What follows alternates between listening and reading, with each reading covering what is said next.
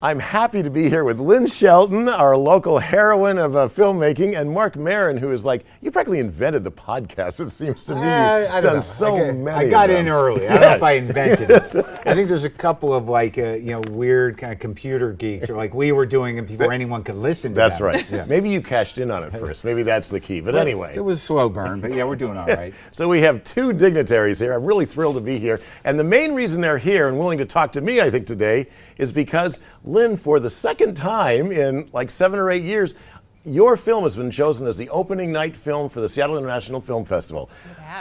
I know we talked about with you the last time for the great Your Sister's Sister and how thrilled you were being kind of a local girl to get such an honor.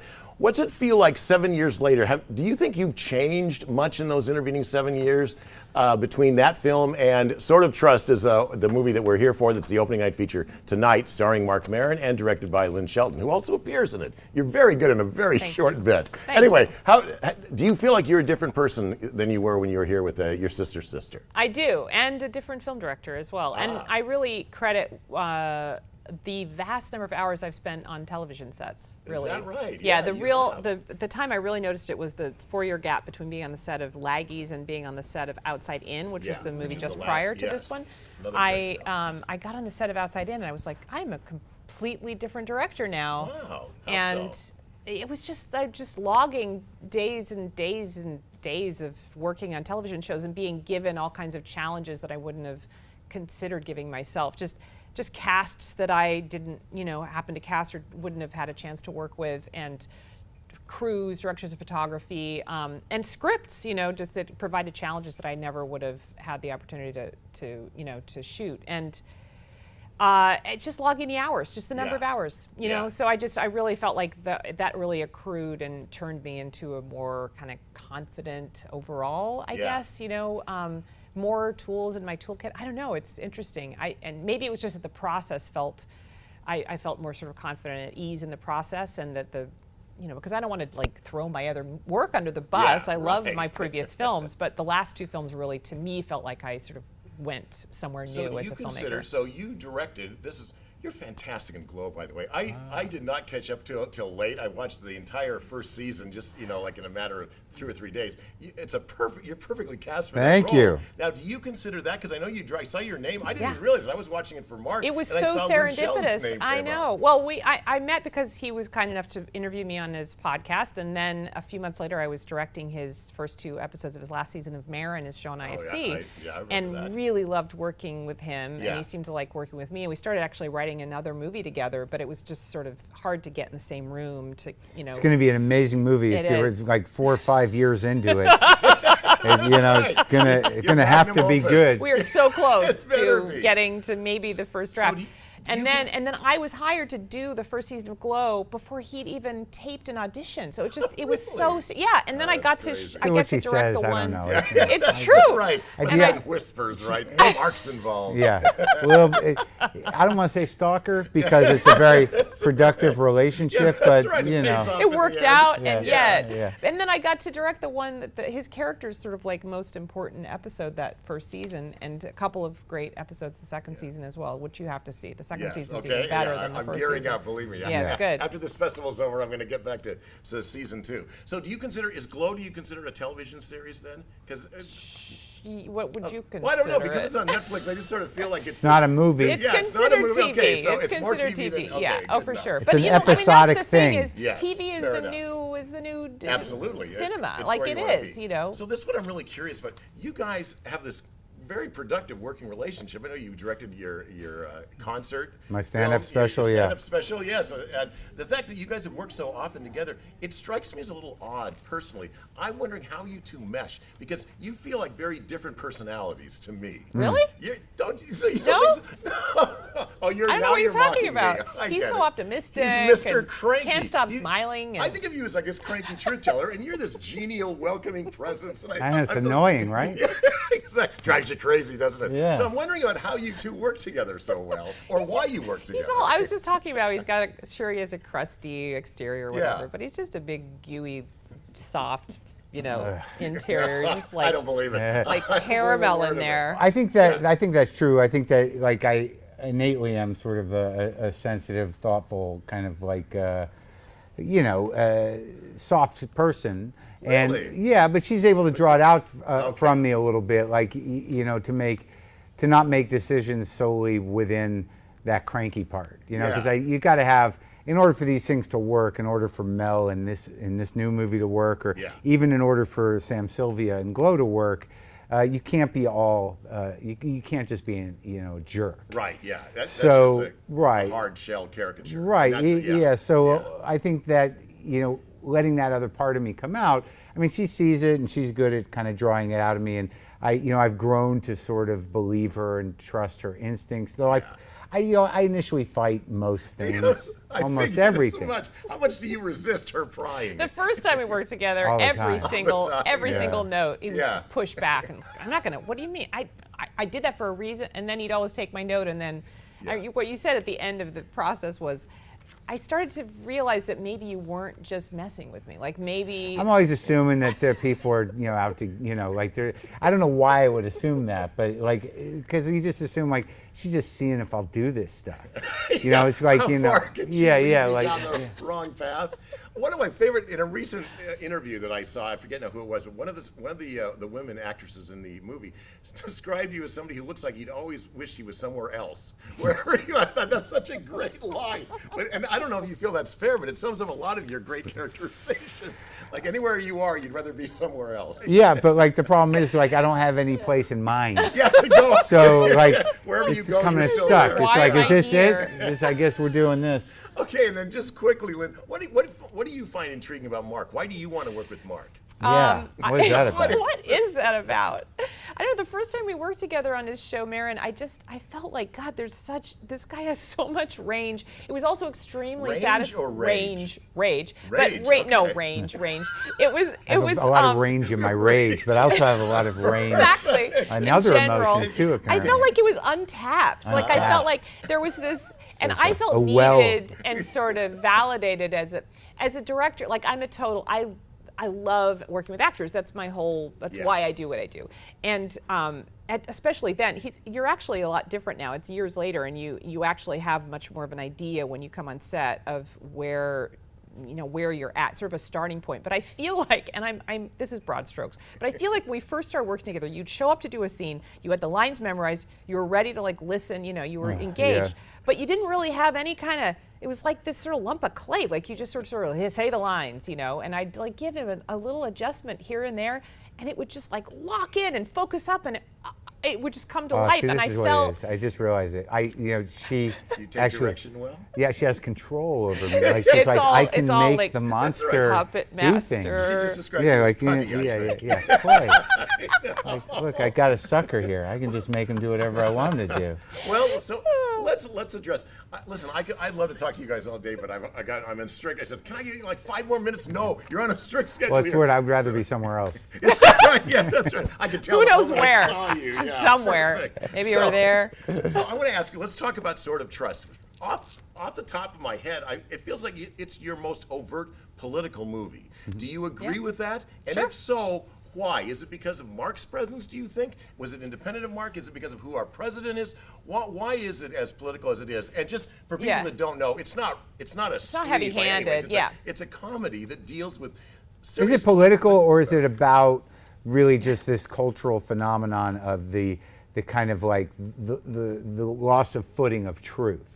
Like it's because it's which not is really very political these But days. because of Okay, yes. because we I have a think that's a fair conspiracy point. because we have a conspiracy theorist in chief. Yes. Conspiracy theories Yeah. and alternative facts are having a peak moment in the culture, and they've always been around. But Yes. we're really having a peak moment, and I think it's a big problem. Yeah. So I did want to Okay, make so something. I did want to make something culturally relevant. Yeah. I thought of it as that. There's more no than talk political. of Republicans or No, Democrats. absolutely or, not. It's Yeah, very there's no political objective. It's just legislation an issue, objective, yeah. and some It's of the sort of the characters that. backdrop. Yeah, Yeah. exactly, and everybody has. I mean, you've got our sort of heroes who are on this journey into the sort of depths of kind of a little bit of a scary, Yeah. world of conspiracy theories. But when then one of them proves to have his own wackadoo theory as well, you know, so it's not. We're all apt to be suckers. Like we all have our own. You know, So it's a human frailty. So. How much of the plot do you want to give away? Do we want to explain what the conspiracy theory is in the movie? Well, you can state the setup, which is that, I mean, basically, it's, you know, Mel is Mark's character who has a pawn shop. He owns a pawn shop, and in Birmingham, Alabama. He's a transplant. We don't try and make him, we didn't give him a Southern accent. It's a call out in New Mexico. From New Mexico. I did, where I grew up. Where he actually grew up. I've turned down a few roles, like I think they've let me do them, but like I did a guy who was supposed to be from Boston, and I told the director, I'm like, I'm not doing the accent. So unless you're like, and I told her, I'm like, I'm not doing the accent. So figure it out. Figure out a way around it. No problem. Great. You're a translator. We figured it out. But these two women come in. They have a relic that they want to sell, and they have a story that goes with this Civil War era relic. That is, you know, if this story is true, could completely change the, you know, our understanding of U.S. history. And you know, that's kind of how we've been. Okay. But the funny thing about the pitch. nature of the conspiracy is that if it were true, everyone would know it. No, how did that get covered up? Yeah. Exactly. Okay. But see, I want to ask you about how you portray. So there are certain. It reminded me a bit of Black Klansman, not in its tone, but in the way they present these sort of fringe right-wing groups that are absolutely silly and dangerous at the same time. And I thought that you're kind of treading that line a bit, although it feels a bit more silly than dangerous given how things resolve themselves. I was wondering if you were concerned about that balance, because it raises an issue and then it resolves it in a kind of, I don't know if it's pat, but it's a genteel way to deal with it. Yes, definitely. It does not end a big firestorm. There's not a lot of blood and gore and death. No, it's not, which is just isn't that's just not me. But no, I wanted there to be some menace, and I wanted there to be some stakes, and you to be worried for these characters you care about. But I wasn't particularly interested in going into some kind of crazy. And you didn't mind ridiculing the people with these. I mean, Mills' reaction to this is, these guys are nuts. What are we doing? Exactly. It's ring true. Exactly. And I don't know. But at the same time, I mean, it's true. I didn't want to be the Northerner who comes to the South and says, "Oh, look at the funny Southerners." You know, I didn't want to be that. And my producer, executive producer, were both Southerners. I had a lot of local cast who were, you know, day players who were Southerners. Almost all the crew were Southerners. So I had a lot of folks around me who were real touchstones and who would let me know, you know, and how I was doing, you know, and I wanted to just be authentic about how I represented the region, and I didn't want to make fun of Southerners any more than I made fun of anybody else. But also, magical thinking should always be ridiculed, no matter where it lies. No matter where it is, exactly. Because, like, you don't want that to run away with the entire, our entire sense of reality. There you are, that truth teller again. No, I think I get that. So let's talk about filming in Alabama. I don't know, you probably have been everywhere in this country with your stand-up. I haven't done stand-up in Alabama, but I had been there once before. Okay.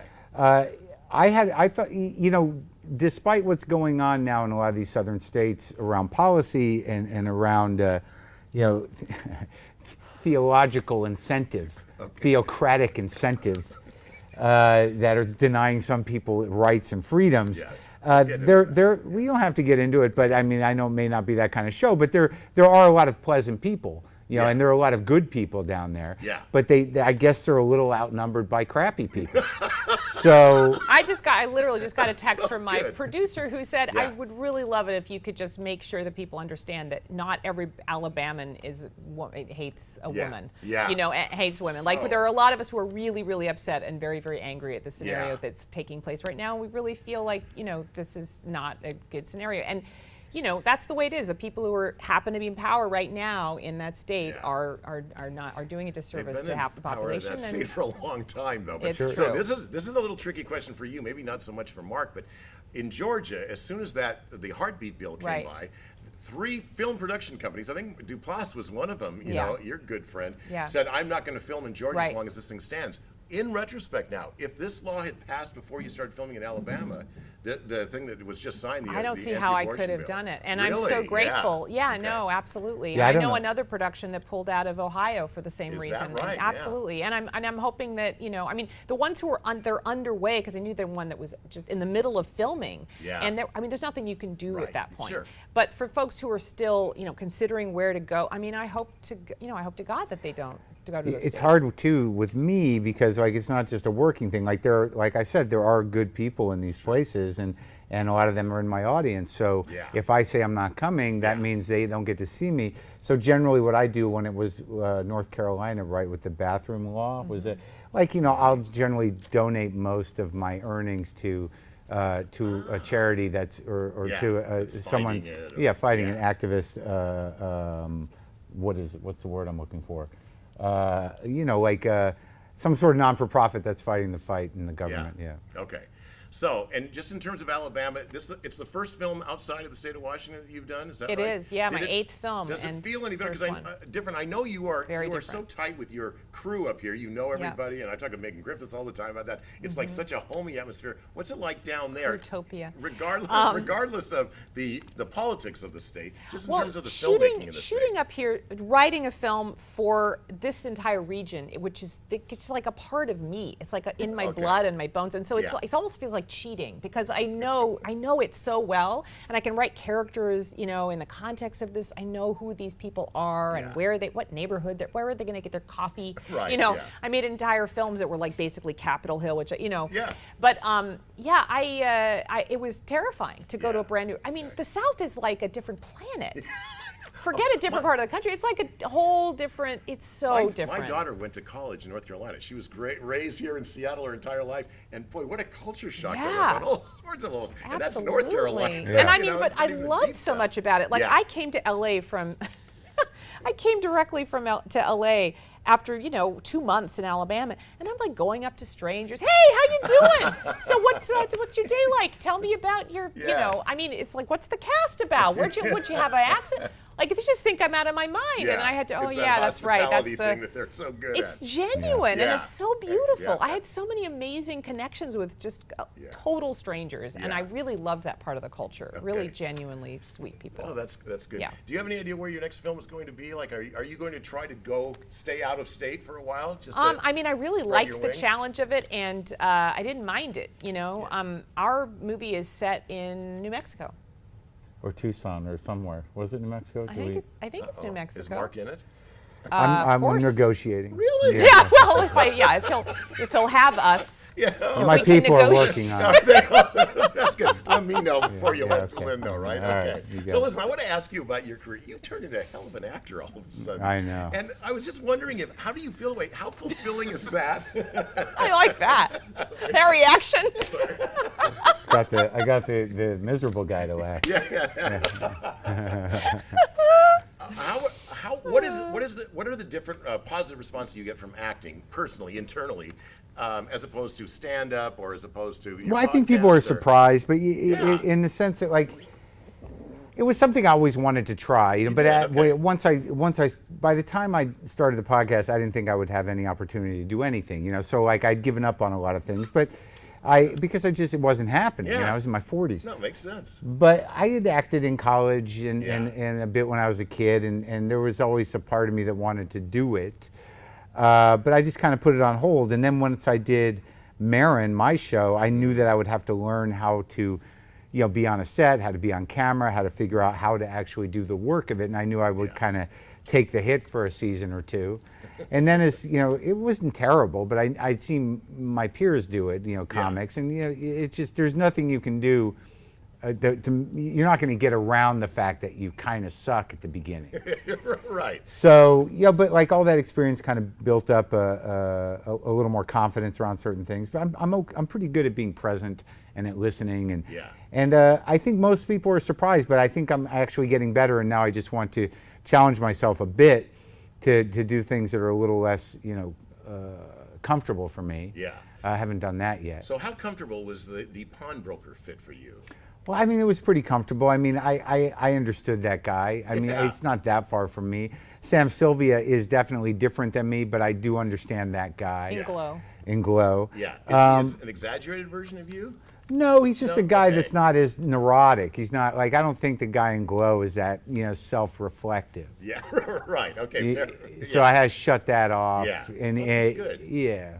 And with Mel, I think he's probably a little more beaten than me and a little more has given up a bit Resigned, more. Yeah. Resigned, and sort of shut down. Like his arc is that he kind of opens up a little bit. Exactly. You know? Oh yeah, there is an arc in the movie, and you play a role. But what I think is interesting is because every time I see you, and I haven't seen you in that many things like this, and so I don't know how expansive your acting career will be. Yeah. But every time I see you, I go, "Oh, that's the perfect Marc Maron role." And then when I saw before you even opened your mouth, and I thought, "Oh my God, he's a pawnbroker," I thought that's a perfect Marc Maron role. I thought it was ingenious. Yeah. I can just see you as a pawnbroker. That's what happened to me. I was like, what can I put him in? I want to work with this guy, and what role, and what could he be, and what's the scenario? And I was in a ride, and I stopped at a stoplight and looked at this pawn shop, and it was like, oh, he belongs in there. Yeah. I won't take the scientist roles or the, you know. Yeah. Well, you could. You got the glasses for it. I guess I could.